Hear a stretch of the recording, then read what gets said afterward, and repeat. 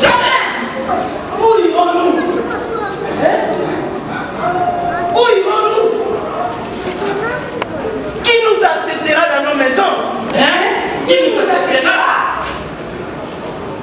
Nos parents boivent du noir. Non, c'est un complot. Il faut que l'on nous dise pourquoi l'on doit se débarrasser de nous comme des vulgaires pots de fruits. Non, moi je ne veux pas partir. Je ne partirai pas. La vie, comme tu l'as dit, était ma dernière. Mon école m'en fiche. J'ai reçu des coups de fouet et de l'argent sur ces deux personnes. Je ne peux me s'y retenir.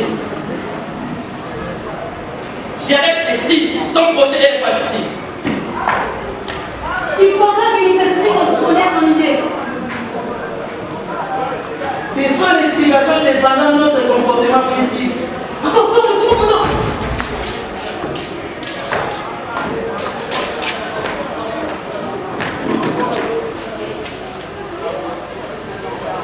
J'ai parlé de vous, commandant.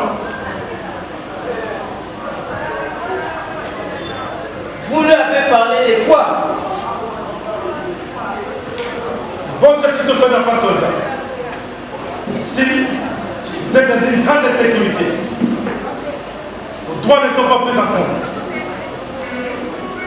Vous êtes trop jeune pour faire l'armée. Il faut être explicite dans le commandant. Voyez, vous avez pris un raccourci en vous envolant dans l'armée. Quoi?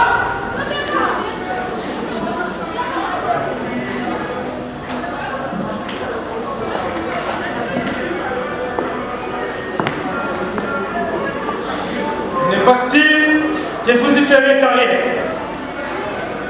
La violence du combat peut vous emporter. Si vous en tirez, il n'est pas si que l'armée aura éternellement besoin de vous après la guerre.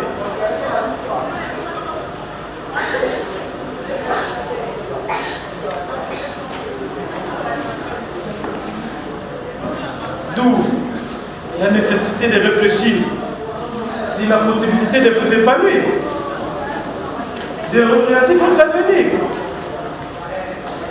Vous savez, il y a les trois fondamentaux dont doit jouir un enfant.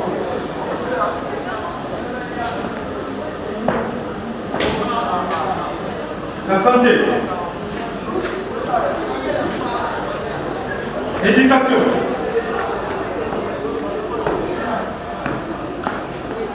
le bien-être social et psychologique.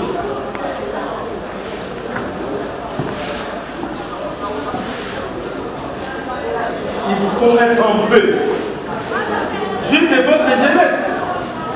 Vous n'avez pas 18 ans. Vous êtes encore enfant.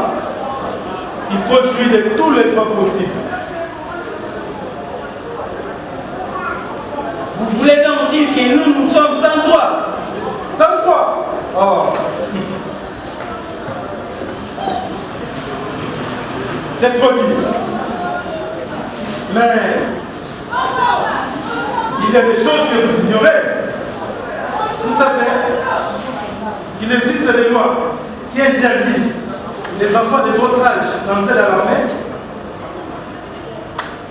Vous savez qu'à travers le monde, les politiques, les savants, les artistes, les parents se battent pour que vous puissiez jouir de tous vos droits.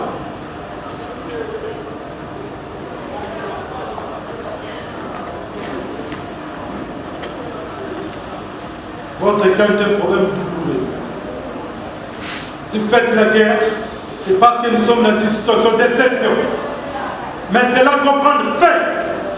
Notre pays risque la condamnation devant les instances internationales s'il donne aucune orientation positive à votre vie.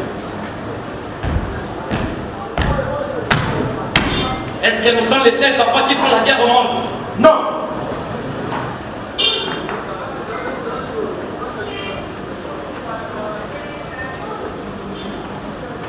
On parle de plus de 300 000 enfants soldats qui font la guerre. Mais cela n'est pas une raison de vous maintenir en état de soldat. Que faisons-nous maintenant?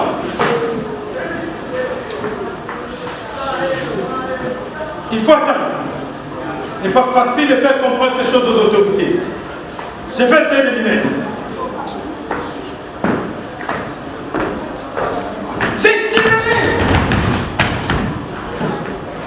J'ai tiré sa sommation sur les premiers qui me l'envoient sur la rue. Le complot a atteint des dimensions que personne d'entre nous ne peut savoir. Il faut agir. Oui, il faut agir. Venez.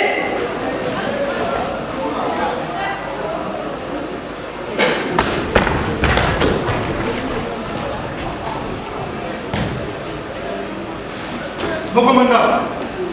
Mon commandant. Qu'y a-t-il? Ce que je vous dis ne fait pas de nom. Alors ça vient de qui?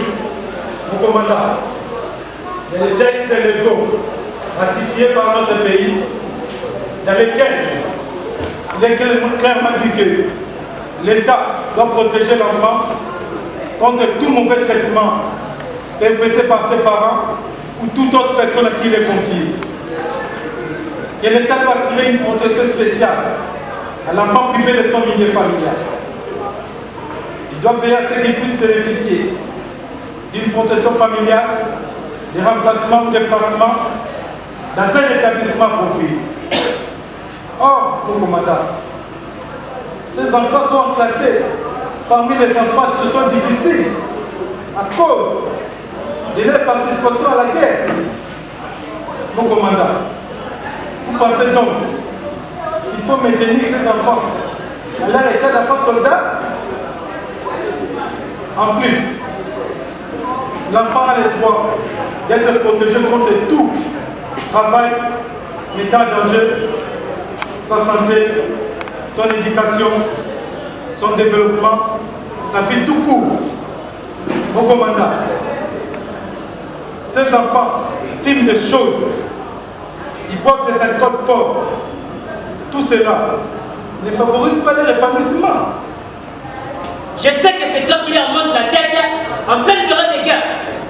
Tu mérites de figurer sur la liste des traîtres. Que fais-tu de la guerre? Es-tu civil ou soldat? Sous-commandant, penses-tu que la guerre ne traite que les enfants soldats? Pourquoi ne parles-tu pas de ceux qui sautent sur le mine? Et celles qui chaque soir sont violées par les perfides rebelles? Soldat, tu vas te ressaisir. Ceci risque de te coûter très très cher.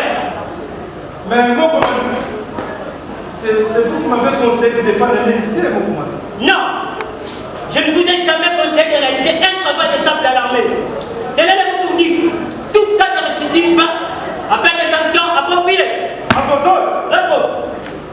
Mon commandant, est-ce que je peux répondre à toutes les questions que vous m'avez posées? Oh la main. Le premier qui bouge, je le bousille. Soldat, liez-les.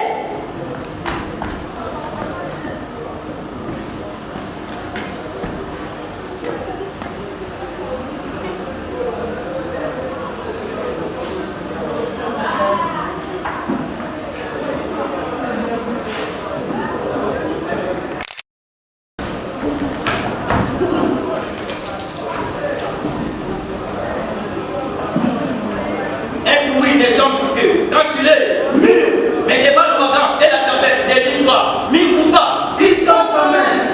C'est dit-on qui s'hélas retourne un jour contre son auteur, dont l'histoire dans certains pays sera en application sur vous. Nous pouvons donc dire un commandant le met au front, mais devant les complots et les traîtrises, au front ou non, il meurt quand même. Le complot va trop durer, les traites doivent se quitter. car au coupable. L'accès va être crevé.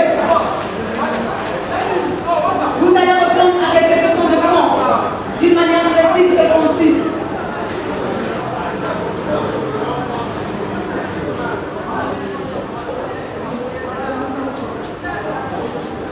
Nous pouvons donc dire qu'un commandant le met au front, mais devant les complots et les traîtrises, au front ou non. Il est temps qu'on libère. Patrick Tibéré Junior. Absolument, commandant.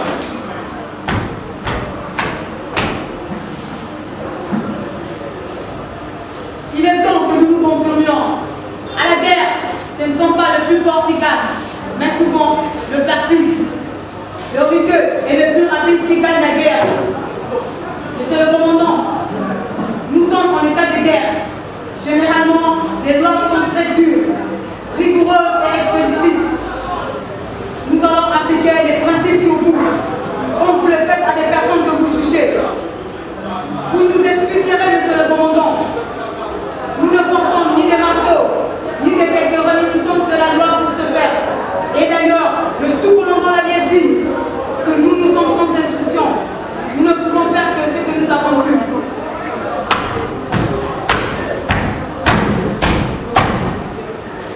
Mon commandant, j'ai appelé Chino plusieurs fois par la fenêtre habituelle. Il ne me répond pas. J'ai ouvert la fenêtre. Je l'ai dit étendu. Les yeux ouverts. La bouche ouverte. Et mon commandant, quelques fourmis traversaient son visage. Des mouches protégées devant sa bouche. J'ai peur.